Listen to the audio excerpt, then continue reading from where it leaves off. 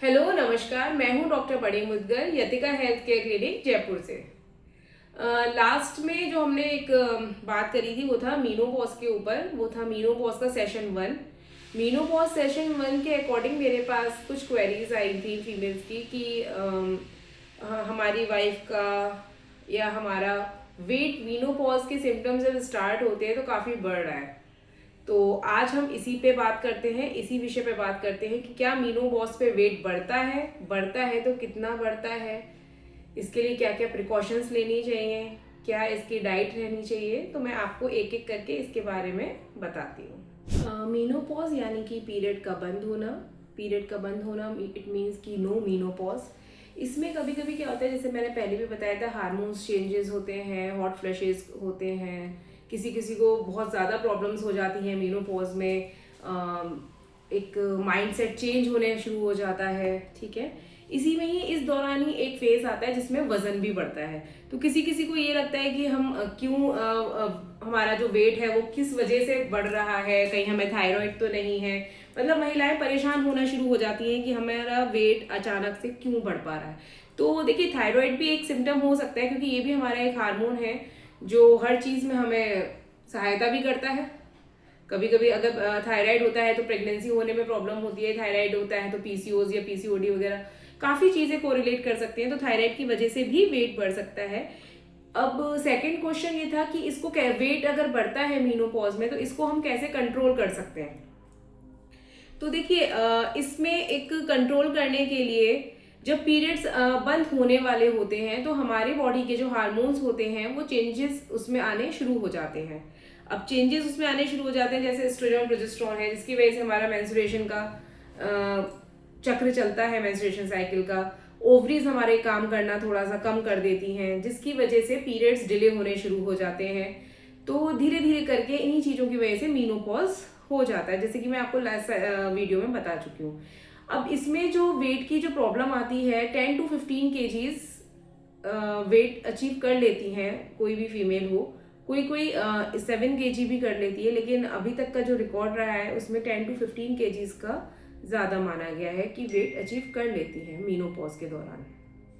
जिस हार्मोन की मतलब जो हमारी बॉडी के, जैसे मैंने अभी बताया, एस्ट्रोजन प्रोजेस्टेरोन और बाकी के हार्मोन्स की वजह से जो हमारा ओवरीज वर्क करना कम कर देती हैं, जिस वजह से जो हमारा मेटाबॉलिज्म है वो कम हो जाता है, हमारी कैलोरीज बर्न होने कम हो जाती हैं, जिसकी वजह से हमारा धीरे धीरे करके वेट बढ़ना शुरू हो जाता है। तो इस टाइम पे एक तो हमें डाइट का बहुत ध्यान रखना चाहिए, थोड़ा सा अपना वर्कआउट पे भी ध्यान रखना चाहिए। तो हम उन सब चीज़ों से जो वेट हमारा 10 to 15 kgs बढ़ना है, वेट तो थोड़ा बहुत देखिए चेंजेस तो आएंगे, क्योंकि हार्मोन्स अपना काम करना कम करेंगे, ठीक है। मीनोपॉज के सिम्टम्स आपको आने शुरू हो ही जाएंगे, तो धीरे धीरे हमारे बॉडी के अंदर चेंजेस तो आएंगे। लेकिन अगर हम एक बैलेंस डाइट पे चले, बैलेंस डे पे चले, बैलेंस डे मीन्स कि हम अपने डे में जो हमारा 24 आवर्स का डे है उसमें से रात हटा के हम बाकी के दिन में अपना जो एक साइकिल बनाए, एक टारगेट रखें कि हमें इतनी कैलोरीज बर्न करनी ही करनी है, तो हम इन सब चीज़ों से बच सकते हैं।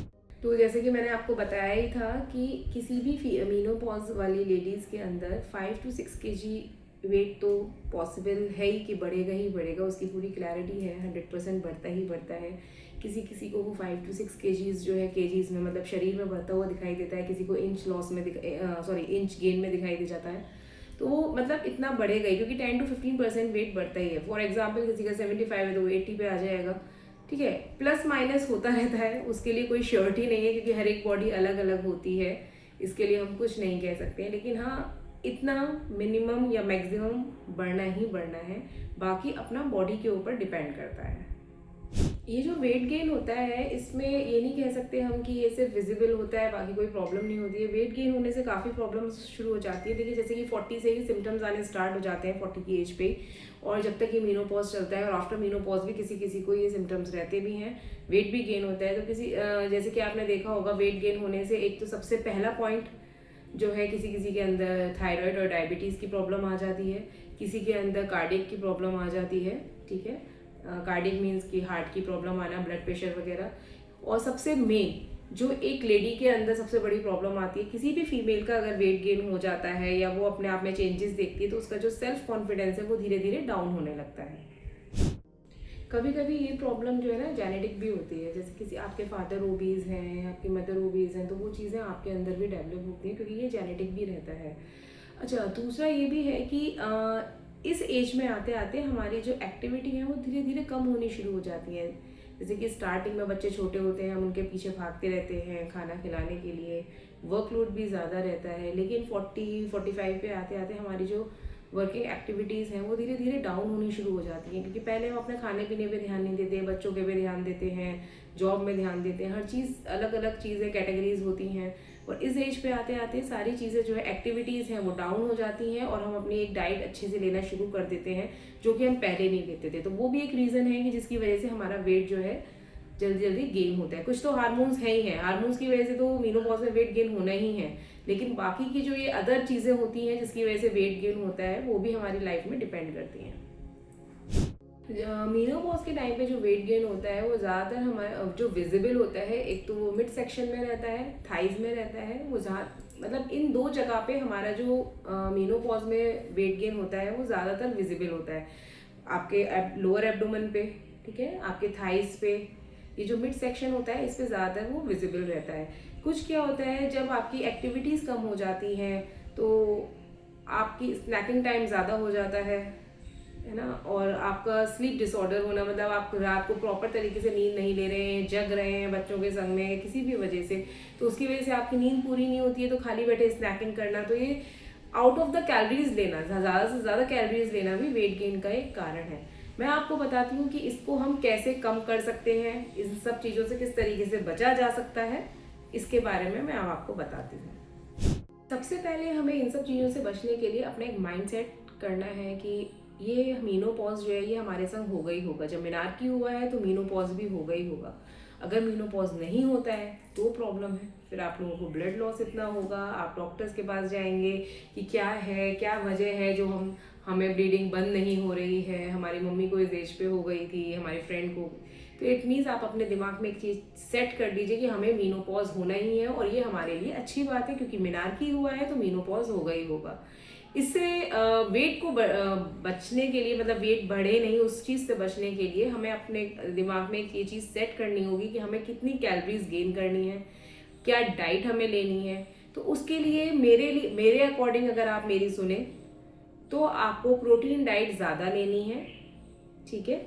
आपको दिमाग से खाना है, आपको फ्री होके नहीं खाना है कि आज ये चीज़ अच्छी लग रही है तो हम 2 की जगह 4 खा जाएं। आपको एक माइंड सेट करके खाना है, एक अपनी बैलेंस डाइट बनानी है कि हमें फर्स्ट प्रोटीन से स्टार्ट करना है, ठीक है। हमें सैलेड लेना है अलग से। आप 2-2, 3-3 घंटे पे एक मील लीजिए, छोटी स्मॉल मील लीजिए। खाली पेट कभी भी कोई फ्रूट मत लीजिए जिससे कि आपको गैस्ट्राइटिस की प्रॉब्लम हो। प्रोटीन की डाइट आप ज़्यादा लीजिए, आयरन रिच डाइट ज़्यादा लीजिए, क्योंकि किसी किसी को क्या होता है जब मेनोपॉज होने वाला होता है तो उससे पहले हैवी ब्लड लॉस होता है, ब्लीडिंग बहुत ज़्यादा होती है, मेडिसिन का भी यूज़ लेना पड़ता है। तो इसीलिए आयरन रिच डाइट ज़्यादा लीजिए, प्रोटीन ज़्यादा लीजिए, दालों की मात्रा बढ़ाइए, पनीर लीजिए, सोया लीजिए, दही लीजिए, ठीक है। फ्रूट्स का एक टाइम करिए, आज आपने एप्पल ले लिया, कल पॉमग्रेनेट ले लिया, ऑरेंज, विटामिन सी वाले फ्रूट्स लीजिए, ठीक। इसी तरीके से एक टाइम पे जब भूख लग रही है तो स्मॉल मील में आप भुने हुए चने ले सकते हैं, ठीक है। लो कैलोरीज मतलब लो घी में रोस्ट किए हुए मखाने ले सकते हैं। मॉर्निंग में उठ के भीगे हुए बादाम है, भीगी किशमिश है, भीगे हुए अखरोट हैं, इन्हें आप यूज़ कर सकते हैं। ये मैं आपको नॉर्मल डाइट बता रही हूँ। अगर आप डायबिटिक हैं या आपको कोई ब्लड प्रेशर की प्रॉब्लम है तो उसके लिए डाइट चेंज होती है। डायबिटिक वालों के लिए, शुगर के लिए हम लोग मना कर देते हैं, ठीक है। ये मैं आपको जनरल डाइट बता रही हूँ जिसे हर कोई व्यक्ति ले सकता है, जिसे कोई क्रोनिक डिजीज नहीं है, जैसे कोई परेशानी नहीं है बीपी की और डायबिटीज की। आप प्रीवियस डाइट जो भी ले रहे थे उससे आपको अपनी 200 कैलोरीज कम करनी है पर डे। अगर आप पहले 5 रोटी खाते थे तो आप उसको बिल्कुल ही हाफ कर देंगे, ठीक है। आपको माइंडफुली खाना है जिससे कि आपको पता रहे कि हम क्या डाइट ले पा रहे हैं अपनी।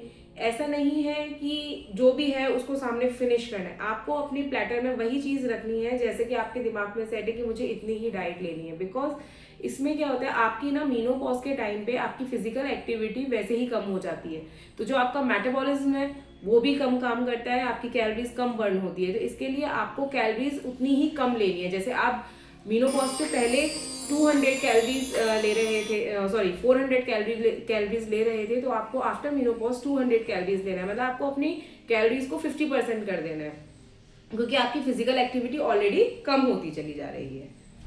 मीनोपॉजल सिम्टम्स में या आफ्टर मीनोपॉज आपको मीठे की भी क्रेविंग हो सकती है, तो इसके लिए जैसे मैंने आपको बताया था कि आपको शुगर कम लेना है, ठीक है। उसके लिए आप क्या कर सकते हैं कि फ्रूट्स की डाइट ज़्यादा लीजिए। फ्रूट्स में आप ग्रेप्स लीजिए, उसमें कॉम्प्लेक्स शुगर जाएगा। आपको शुगर है, जैसे आपको जिस चीज़ की क्रेविंग ज़्यादा हो रही है वो चीज़ आपको और कम करनी है। जैसे आपको चावल की क्रेविंग ज़्यादा हो रही है तो वो कम, क्योंकि उसके अंदर भी कार्बोहाइड्रेट है।